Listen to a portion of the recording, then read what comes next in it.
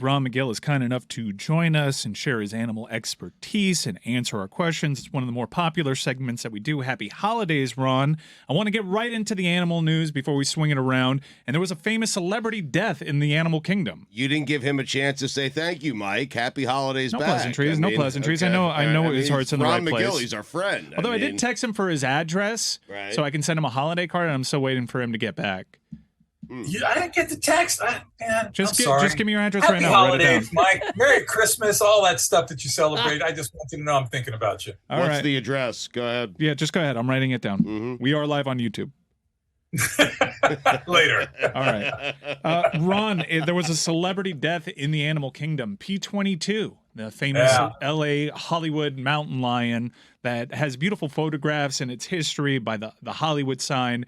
It had to be euthanized because I guess it sustained injuries. P22 was always a source of controversy in the greater Los Angeles area. What can you tell the uninitiated about him? P22 is probably the most famous mountain lion cougar in the country.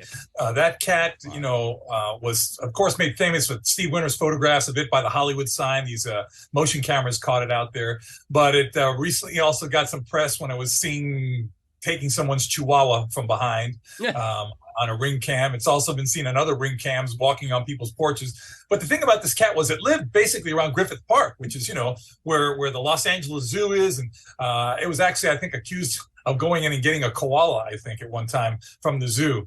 But the bottom line is that this animal was a survivor. It crossed the 405, which is probably one of the most traveled expressways anywhere in the country. It went over 3 different roads to get up to this mountain area. Never had a female because there was no female in the territory. So basically, it was kind of like the last of a living legend. It became a legendary cat. It had a couple of incidents, like I said, with the chihuahua, I think with the koala, but never attacked anybody. And I as many times as that cat probably saw people hiking through Griffith Park and the mountains areas there, it proves that we can coexist. Unfortunately, yes, the injuries that it sustained from being hit by a car over a week ago was the final straw, but it was an older cat and it was already been suffering from kidney failure, several other, age-related illnesses. So euthanasia was the only humane thing to do. I don't want people to think it was euthanized because they thought it was a problem animal. It was euthanized because people loved that animal and they didn't want it to suffer. We're trying to formulate our own list back here of celebrity animals because we don't know who this P22 is. Never heard of it. Never. That is a very, very famous cat, guys. Not to us. Garfield's a famous cat. Mr. Sylvester's a famous cat. No, Mr. Ed. Yep. That's right. These are cartoons. No, they're real. Babe's real. What about Willie? Yeah, free him. Yeah, you got free him. And then he died. You got Rin Tin Tin, you got Lassie, you got Flipper. There's a lot of those. Ron's top 5 celebrity animals, Ron. Name 5? Your top 5. Your favorite celebrity animals. Mufasa? It's a cartoon again. No, it's a cartoon. Ron's strong. list. That's a Ron's list. It's Ron's list. It's a good 5. Oh, so what you're saying is it can't be a cartoon? No, you can. It's your list. Cartoons encouraged. Real deal. Yeah. Okay, Mufasa? Pepe Le Pew?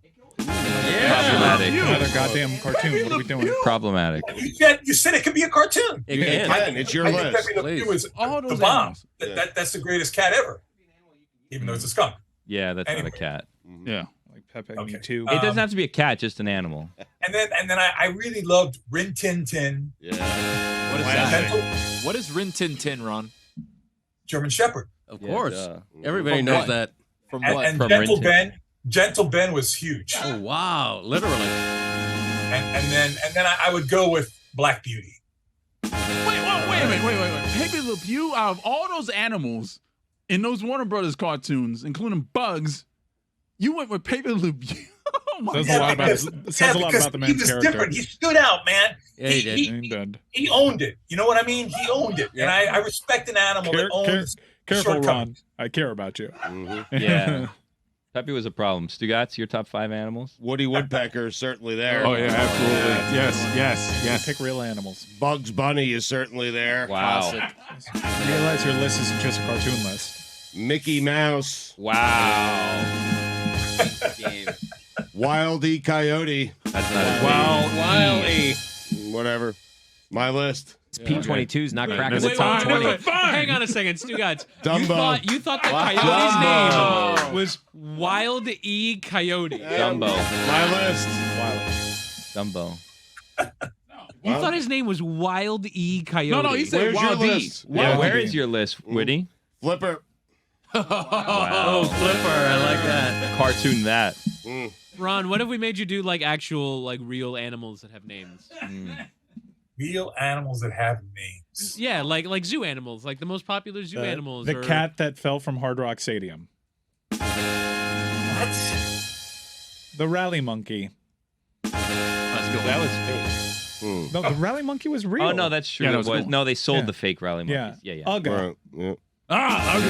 Yes. The Texas Longhorn. Bevo. Bevo, yeah. Lassie. Classic. Classic. Ralphie, Colorado. Oh, that's a good Buffalo? one. Doesn't look What? like P22's making the top Ron, 20 here. how do you feel? How do you feel about P22. real life animal mascots in college football? If they're domestic animals, I got no problem with them. I do have issues, and LSU stopped bringing the live tiger out there and actually built a beautiful tiger sanctuary at their university where they contribute to tiger conservation. I thought that was really big of LSU to do that. So these wild animals as mascots, I don't approve. Domestics, I got no problem. You want to go out there with a pony and a little calf and a goat, that's fine. Can I follow up though? Like, where do you draw the line on like the gamecock, for instance? No, it's a rooster. You can put the rooster out there. I had no problem with that. That's a domestic animal. But if you're going to go with an eagle, no, I wouldn't bring an eagle out there. I wouldn't bring a tiger, a lion, a bear. None of those animals would I bring out into a stadium type of situation. Go ahead, Greg. Hey, Ron, I read a headline that disturbed me. Alaska police officer killed in musk ox attack. What is a musk ox? It's a type of bovine, a type of cattle known to exist in some of the coldest temperatures on Earth. They kind of have these big fat horns that create a boss in the center, and they curl backwards, very long, thick hair. It's a pretty impressive beast, actually. But the thing that's impressive about them is how they can withstand just absolute frigid conditions. And is that different from an ox or? Yes, it is. Okay. It is. Okay. Ron, I'm wondering, it's holiday season. People are exchanging gifts. Do animals give gifts to other animals?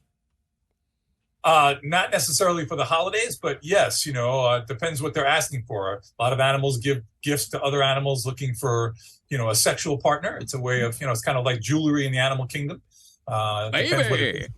It could be food. It could be objects, like the bowerbird is known for bringing all these colorful pieces of plastic and stuff to its nesting area to attract the female. Some of the birds are attracted to the color blue, for instance. It'll go out there and find everything blue that it can find and use it as a gift. Things like the bonobos, the pygmy chimpanzees, they give gifts in the sense for sex. They give fruits, food, anything like that for sex. So it depends, but animals do gift each other certain things. It could be just a behavior. For instance, grooming, it's a type of, you see primates when they're grooming each other, kind of picking through each other's hair. That's kind of a mutual bonding. And it is somewhat of a gift in that they accept each other. They're calming each other down. Ron, if you're curating a Secret Santa for the zoo and 5 animals are going to attend, which animals are attending and what gifts do you think they're bringing? Harpy eagle is probably going to bring me a dead sloth.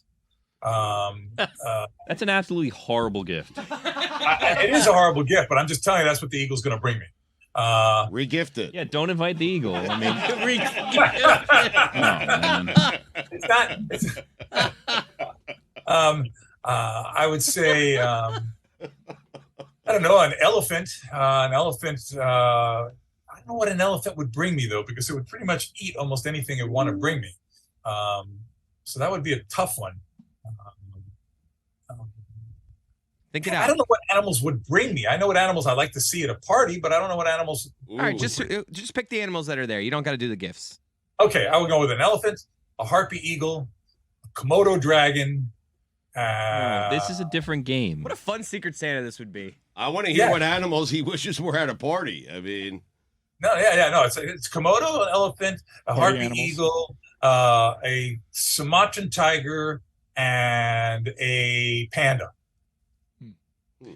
Ron, there are articles written about the ritualistic burials of elephants and chimpanzees and some apes, some of these bordering on kind of religious ceremonies. My question for you is, do you believe there might be religion in some sectors of the animal kingdom?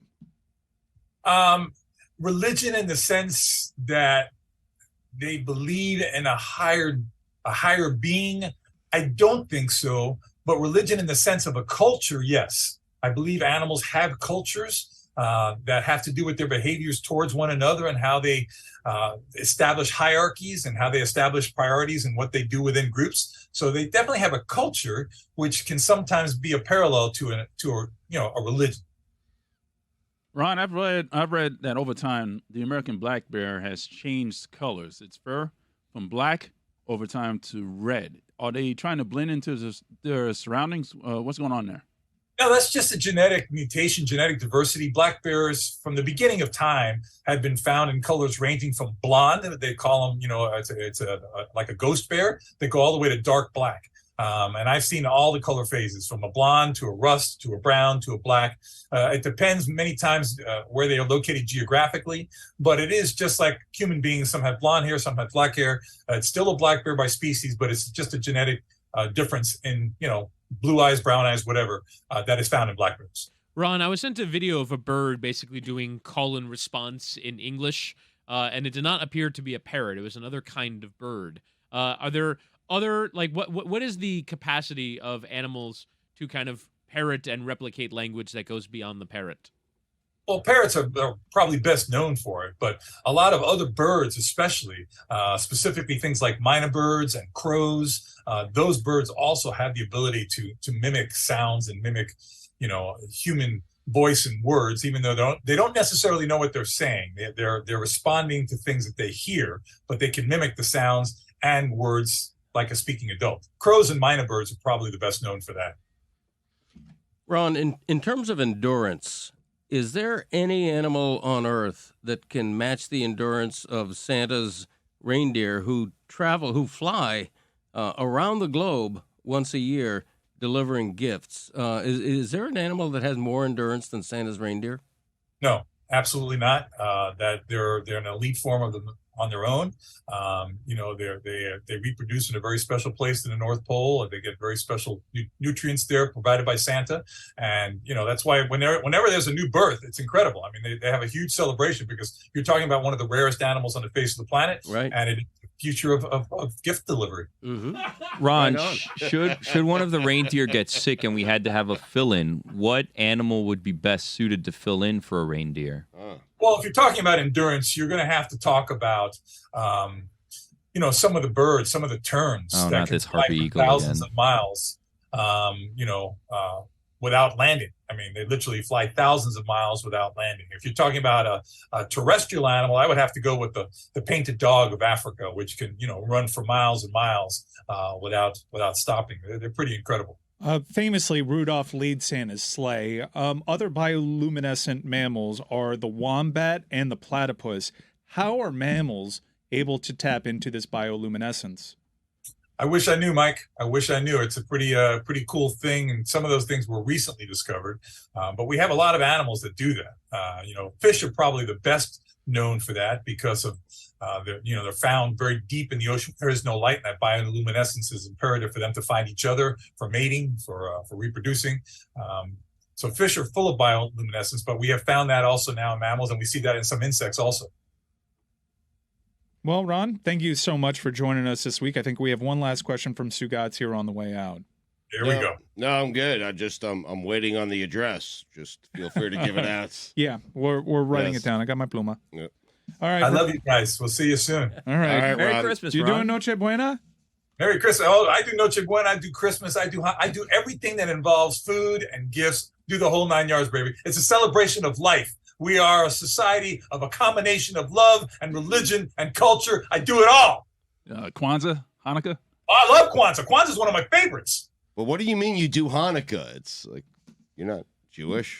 My great-great-grandfather's last name was Solomon. Oh, Wow, so much for that. sorry. I stand corrected. My bad. All right. Yep. 8 crazy nights. Yep. Shalom, Ron. Have a good one, guys.